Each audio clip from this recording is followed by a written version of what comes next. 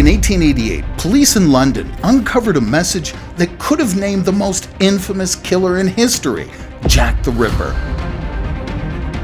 But before anyone could preserve it, it was erased on direct orders from the city's own police commissioner.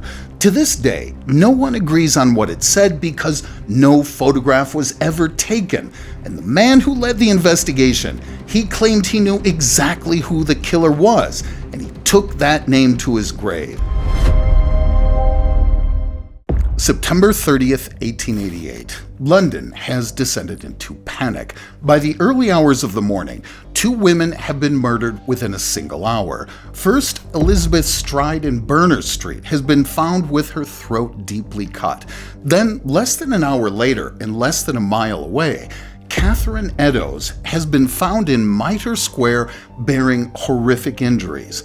They were victims number 3 and 4. Assistant Commissioner Sir Robert Anderson, who had barely taken charge of the Criminal Investigation Department, would recall the horrors that shook the people of Whitechapel in his book, The Lighter Side of My Official Life.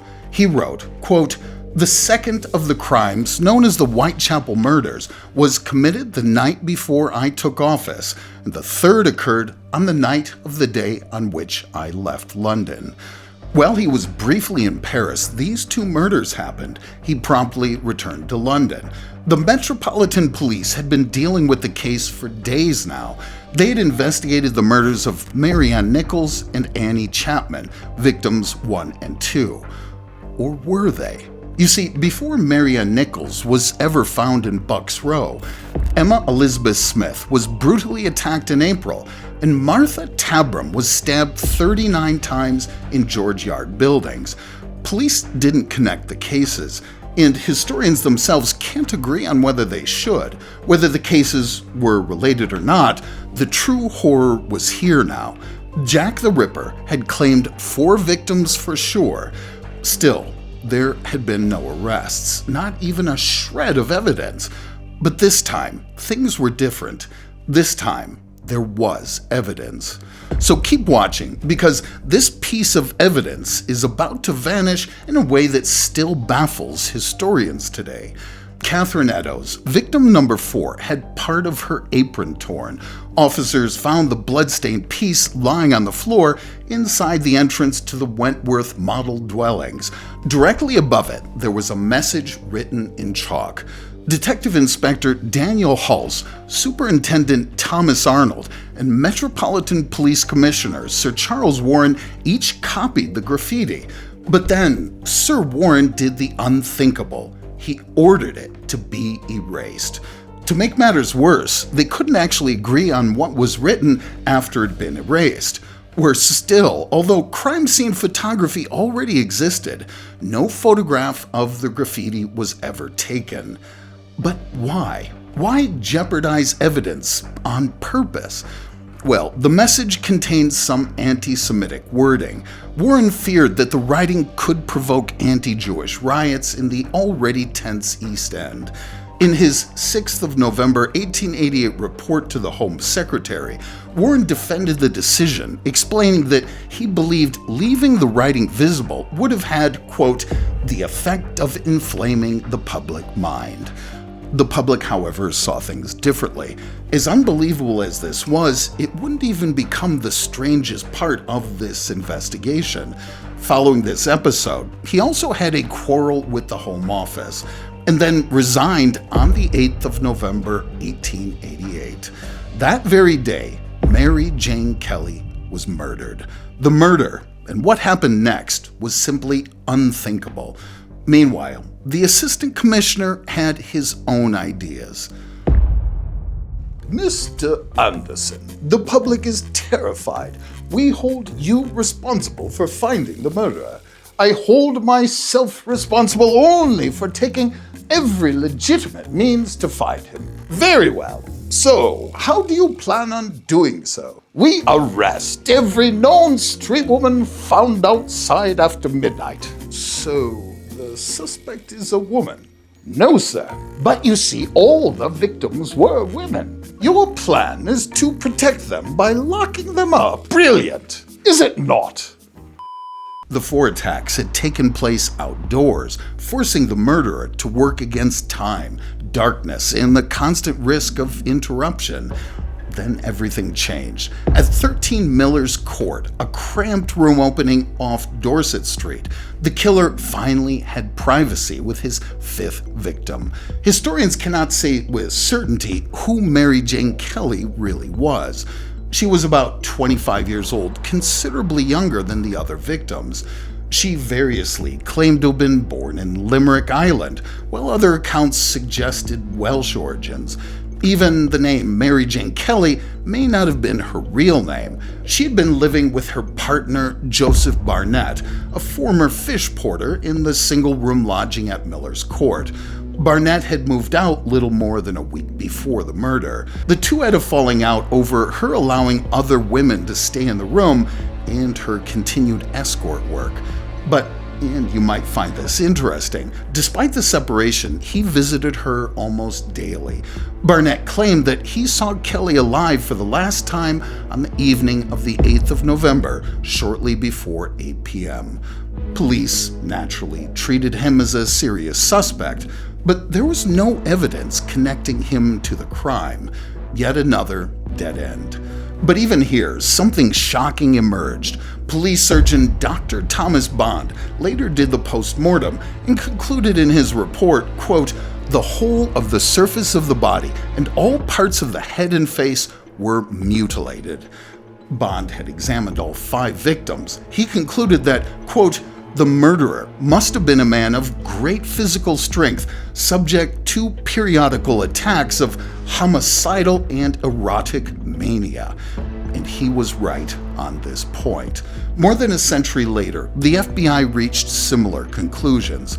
Their report went further and observed that the Jack the Ripper victims were targeted because they were readily accessible. Each woman was a heavy drinking escort, living a risky lifestyle. And since there were no fingerprints, blood typing, DNA analysis, or offender databases back then, finding the killer was not that easy. But then something strange happened. The killings stopped. She was the last slain by this madman. But why did he stop? The investigation was going nowhere. He was anonymous. And even if there was a risk of getting caught, he didn't seem all too concerned about it. In fact, he may have even written to the authorities, teasing them, daring them to catch him. Why would such a man just stop? It just doesn't make sense. Well, unless... Gentlemen, stop everything. We finally got him. A confession. A confession? Yes, right here, in me hand. Well, go on, read it.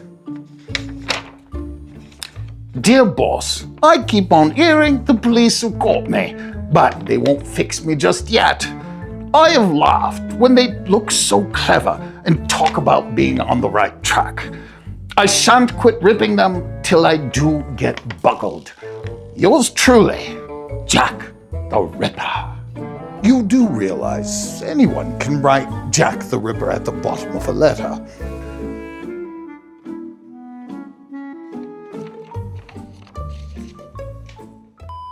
Everyone, of course, knew there was a madman killing women in Whitechapel, but what did he call himself? What did he think about his crimes? What did he think about the people trying to catch him? No one knew. But then, on the 27th of September, the Central News Agency received a letter. It was addressed simply, "Dear Boss." The letter itself was theatrical. Quote, "I keep on hearing the police have caught me, but they won't fix me just yet," he had written. He mocked the authorities, saying, quote, "I have laughed when they look so clever and talk about being on the right track." Most chillingly, he promised the violence would continue. Quote, "I shan't quit ripping them till I do get buckled." He signed the letter, "Yours truly, Jack the Ripper." That's where we got the name. But was this really our man? And if so, why did he quit when he promised not to? Hang on to these thoughts for a while, though, because after the unprecedented double event, another anonymous communication arrived, the Saucy Jackie postcard. It repeated the familiar signature, Jack the Ripper. Then, on the 16th of October 1888, a small parcel arrived. This time, it was sent to the home of George Lusk, the chairman of the Whitechapel Vigilance Committee, a civilian group created to apprehend the madman. Inside was a crudely written note beginning, "From hell." There was more to it, a half of a preserved human kidney. This message, unlike the two sent before, was poorly spelled, barely punctuated, and lacked the theatrical tone of its predecessors. Lusk initially dismissed the package as a practical joke, but doctors examined the organ and concluded it was human. Catherine Eddowes had indeed had one kidney removed during her murder, so was this actually her kidney? No one could tell because there was no DNA technology back then. More than 1,000 letters claiming to be from Jack the Ripper would eventually flood police stations and newspaper offices. Today, almost all are regarded as hoaxes. But what about these 3 letters? Sir Robert Anderson dismissed them outright. Reflecting on the case years later, he wrote that the, quote, Jack the Ripper letter, which is preserved in the London Museum at New Scotland Yard, is the creation of an enterprising London journalist, end quote. Let's assume this was indeed the case. We can't be sure either way, but this would mean that there never was a Jack the Ripper. The name, the persona, the taunting correspondent who mocked the police, it could all be fake. Jack or not, however, there was a madman out there. People were panicked. The police were on overdrive. Still, nothing. In fact, believe it or not, the extra effort only complicated things further. Unable to find the madman, the Metropolitan Police flooded Whitechapel with additional patrols. Constables worked extended shifts. Experienced detectives were assigned full-time to the case. Plainclothes officers blended into crowds. Hundreds of common lodging houses were searched. Public houses were visited. Slaughterhouses were inspected. Butchers were questioned. Doctors, medical students, veterinary students, anyone capable of using a knife with precision came under scrutiny. The public soon joined the hunt. On the 10th of September 1888, local businessman George Lusk helped establish the Whitechapel Vigilance Committee, whose members organized nightly civilian patrols through the streets. Wealthy individuals privately offered rewards for information. So, did all of this help? Well, no. If anything, it only made things worse. Police were soon overwhelmed by anonymous letters, false sightings, self-proclaimed witnesses, and amateur detectives. Sir Robert Anderson, for his part, believed that the victims themselves were the common denominator.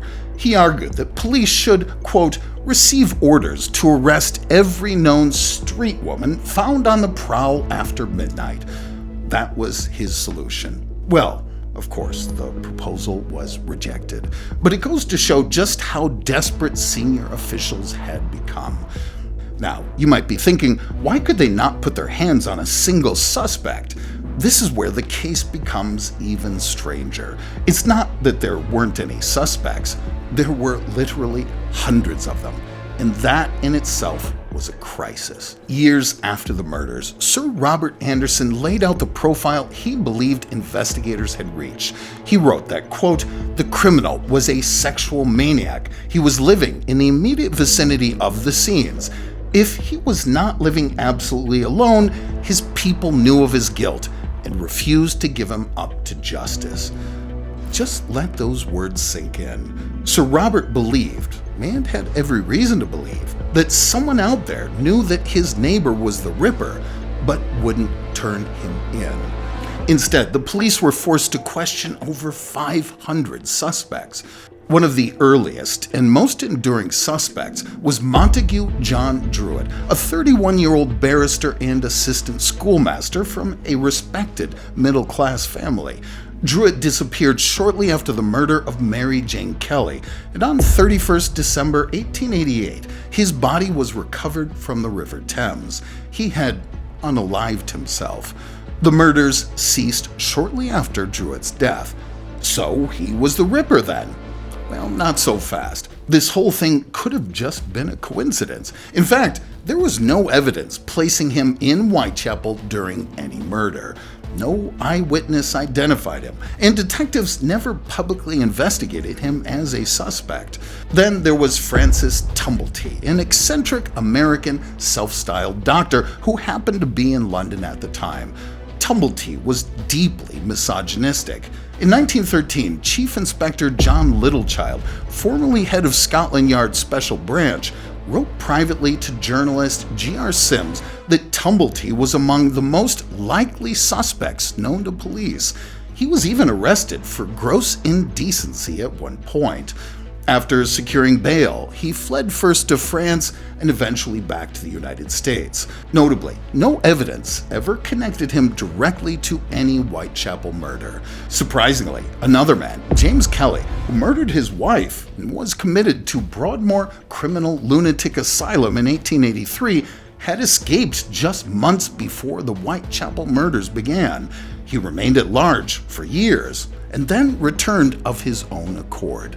He was out and about when the murders happened, but then again, there's no evidence placing him near any crime scene. This followed in the case of hundreds of suspects. And that was it. Nothing to go on from here. Dead end. Well, there was one more suspect, Aaron Kosminski, but to tell his story, we must fast forward to the 21st century when this case was finally reopened. So make sure you stick around because this proof is about to fall apart in a way nobody in 2007 saw coming. In 2007, Russell Edwards, a British author and historian, purchased a shawl that was said to have been recovered near the body of Catherine Eddowes. According to family tradition, the shawl had been taken from the crime scene by a Metropolitan Police officer before eventually passing through generations of private ownership. Edwards was not an eccentric collector. He believed that the fabric might still contain biological evidence from both the victim and her killer. He enlisted Dr. Jari Lohalainen to examine the shawl using modern DNA techniques. Lohalainen compared the mitochondrial DNA extracted from stains on the shawl with samples provided by living maternal descendants of Catherine Eddowes and Aaron Kosminski. The profiles were consistent with both family lines. Let me say that again. The profiles were consistent with both family lines. Edwards concluded that the case had finally been solved. So was the debate finally over? Before I answer that, let's take a look at our wild card suspect here. Kosminski had never truly disappeared from the investigation. Born in what was then Russian-controlled Poland, Aaron Kosminski immigrated to London with his Jewish family as a child. He settled in Whitechapel, within walking distance of several murder sites. Here he worked as a barber, but then he developed severe mental illness, probably schizophrenia. Increasingly paranoid and unable to care for himself, he was admitted to Colney Hatch Lunatic Asylum in 1891, later transferred to Leavesden Asylum, and died there in 1919. Several senior investigators had privately pointed him out, and now there was DNA evidence against him in 2025. So was the case finally solved? Geneticists were quick to point out that mitochondrial DNA cannot uniquely identify an individual. It identifies a maternal lineage shared by thousands of people descended from the same female ancestor. The test could have been positive for any number of closely related suspects. Also, the shawl could have been contaminated at any time in all those years. But one man had claimed that he knew all along who the killer was. Not suspected, knew. For reasons best known to him, he refused to give a name. This was Sir Robert Anderson. Sir Robert, I've spent 15 years researching Jack the Ripper, and according to your memoir, if the police here had powers such as the French police possess, the murderer would have been brought to justice. Quite. So, who was he? I shall not disclose his name. Not even a teeny tiny hint. No. But then you also wrote, I'm almost tempted to disclose the identity of the murderer. I was, and then I wasn't. Sir Robert Anderson went to his grave convinced he knew the killer's identity. Other detectives were equally convinced he was wrong. The letters may have been fake. The most famous clue was erased. The strongest suspect was never arrested. The newest DNA evidence is still fiercely disputed. After more than 130 years, we're left with the same question Victorian detectives asked in 1888. Who was Jack the Ripper? One of the most prolific crime fiction writers, Agatha Christie, captured the tragedy of the Whitechapel murders best in The ABC Murders, when Hercule Poirot reflected, quote, the sanity of a city full of men against the insanity of one man. Remember the long-continued successes of Jack the Ripper. Insanity had indeed prevailed. Perhaps as more evidence emerges, it certainly has over the past few decades, we may finally inch closer to the identity of this madman.